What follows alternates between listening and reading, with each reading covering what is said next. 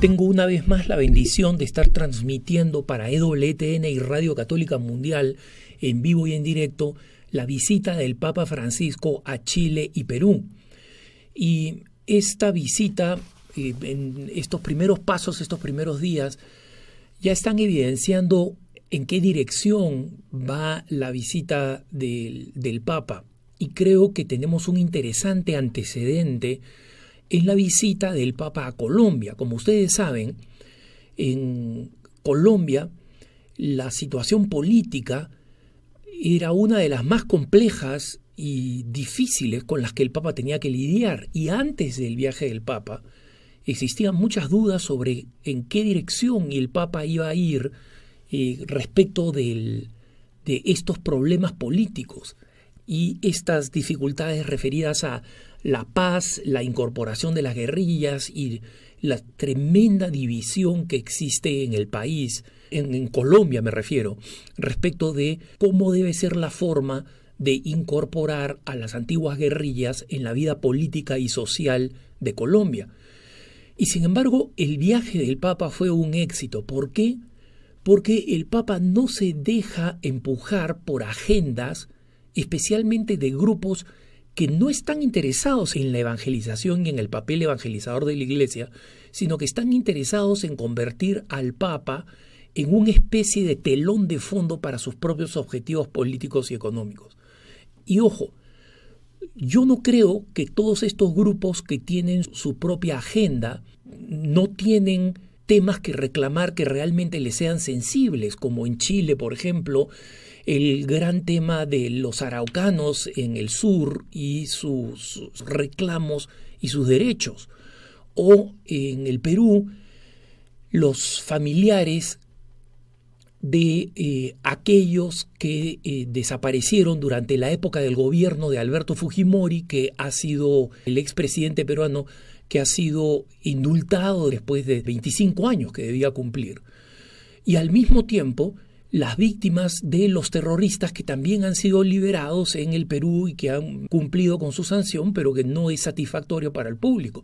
No es que no existan estos deseos, y existen grupos políticos, grupos de presión interna en la Iglesia que aprovechan cualquier excusa para tratar de magnificar escándalos o dificultades, básicamente empujando una agenda gay anticatólica, ¿no? Y dirigiendo cartas públicas al Papa, etcétera, etcétera. Todo eso sucede en todos lados y en muchas de estas personas no es raro que exista un deseo auténtico de justicia y de que las causas por las cuales se dirigen al Papa sean causas legítimas. Pero estas no son causas que deben desviar o que van a desviar en nada al Papa. Lo pronostico, ustedes lo verán al final de este viaje a Chile y Perú. ¿Por qué? Porque el Papa llega a Chile y a Perú como ha llegado a cualquiera de las otras naciones que tienen una mayoría católica, como ha hecho en Italia o como ha hecho en Colombia, por ejemplo, o como ha hecho en Brasil. El Papa es extremadamente consciente de las dificultades sociales, políticas y económicas por las que puede atravesar un país, pero fundamentalmente él viaja para evangelizar y para fortalecer a la Iglesia. Y en ese sentido, en Chile y en Perú tenemos situaciones relativamente parecidas. Chile ha pasado por un momento de reducción económica, pero dentro de todo es una de las naciones económicamente más estables de América Latina. Y en consecuencia ha visto paulatinamente el crecimiento de su clase media. En Perú siguen existiendo las grandes diferencias económicas y de oportunidad social entre los centros urbanos y las zonas rurales, especialmente en el Ande y en la Amazonía, y es emblemático que el Papa vaya a visitar un lugar en la Amazonía también. Sin embargo, es un país que ha venido creciendo sistemáticamente en términos económicos e incorporando un número más grande de pobladores a la clase media.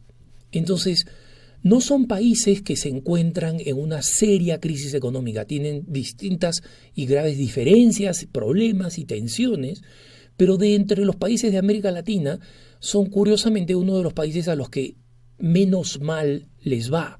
Y lo que está sucediendo, en cambio, sí es una transformación dramática al interior de la Iglesia. Nosotros tenemos en el Perú y en Chile, con el crecimiento de la clase media, un proceso de aburguesamiento y de secularización, donde muchos sectores, no solamente los que están económicamente creciendo y desarrollando, sino incluso entre los pobres, comienzan a distanciarse de los elementos fundamentales de la fe.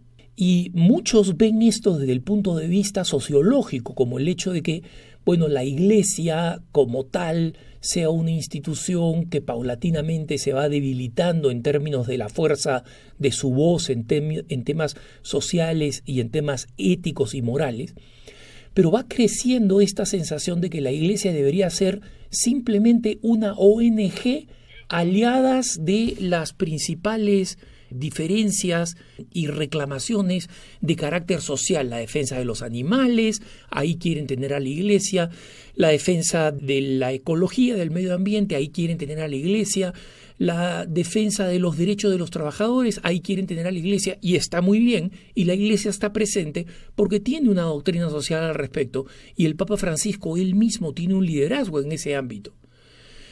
Pero no quieren que la Iglesia defienda los valores que justamente constituyen la esencia de nuestra sociedad y que los determinados lobbies del aborto, contra la familia, contra la vida, contra el matrimonio, denuncian a la Iglesia y quieren un proceso de secularización. En consecuencia, nosotros nos encontramos con esta tendencia cruzada. El Papa sigue siendo una voz importante mientras sea una voz puramente social y política, y no quieren escuchar cuando el Papa habla de la naturaleza intrínseca de nuestra fe, que es el encuentro con Jesucristo, el encuentro y la participación en la vida de la Iglesia, que es sacramento de salvación, a través de la cual se expresa Jesucristo, y la defensa de esos valores perennes que justamente construyeron la civilización occidental, porque no entenderíamos los más grandes éxitos y alcances artísticos, políticos, sociales, culturales, económicos de la sociedad occidental sin la presencia de la Iglesia y sin la influencia de la Iglesia. En consecuencia, es importante que nosotros, los católicos, no olvidemos este aspecto fundamental del mensaje del Papa. No prestemos atención a lo que quieren escuchar del Papa aquellos que ya tienen una agenda preparada. Escuchemos la agenda que el Papa trae, porque es una agenda universal y es una agenda evangelizadora. Y para la paz de todos aquellos que tienen inquietudes, también políticas, sociales y económicas, el Papa tiene palabras que se dirigen a esos ámbitos, que se dirigen a las autoridades, que se dirigen a las fuerzas sociales en juego en nuestros distintos países. Pero lo más importante y lo más universal, lo que va a servir como una visita a toda América Latina, son las palabras universales que el Papa va a dirigir en términos de la presencia y la identidad de los católicos y nuestro papel en la sociedad. Nuestro papel no solamente en las reformas políticas y sociales y económicas que hagan nuestras naciones más justas y reconciliadas, sino también en la presencia de Jesucristo y del Evangelio, el anuncio de Jesucristo en el ámbito público, sin vergüenza, sin temor, sin desanimarse ni tampoco intimidarse por la potencia de los lobbies o de las decisiones como la reciente Corte Interamericana de Derechos Humanos, que sanciona arbitrariamente, sin ningún fundamento, ni en la ley ni en la tradición latinoamericana, a favor de la imposición del lobby gay en nuestros países.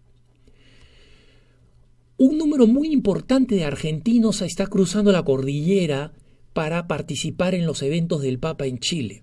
Y esto no solamente es porque los argentinos quieren escuchar a un Papa argentino, es porque los argentinos quieren escuchar al Papa, punto. Cuando el Papa Juan Pablo II visitó Chile, muchísimos argentinos de Mendoza y de las regiones fronterizas cruzaron la frontera también para ir a ver al Papa. Están yendo no a ver un líder argentino, están yendo a ver al vicario de Cristo en la tierra. Y esta peregrinación espiritual la podemos hacer todos los que estamos en cualquier parte del mundo. Aquellos que ya han tenido la bendición de haber sido visitados por el Papa, como México y Colombia, y aquellos que no, como Argentina y como muchos países más. El mensaje que el Papa dio cuando estuvo en México, el mensaje del Papa cuando estuvo visitando Bolivia, Ecuador y Paraguay, cuando visitó Brasil, son todos mensajes que para nosotros los católicos nos enriquece universalmente. La bendición de haber cubierto el viaje del Papa a Colombia o a México, por ejemplo, es algo que yo atesoro porque todos esos fueron mensajes para todo el continente hispanohablante. Y aprovechemos este viaje, además que está siendo transmitido en vivo y luego en repetición por EWTN y Radio Católica Mundial, para que nosotros vivamos intensamente estos momentos de la presencia del Pontífice en nuestro continente y vivamos el mensaje que va a estar transmitiendo especialmente, pero no solo, a chilenos y peruanos. Que tengas un buen día.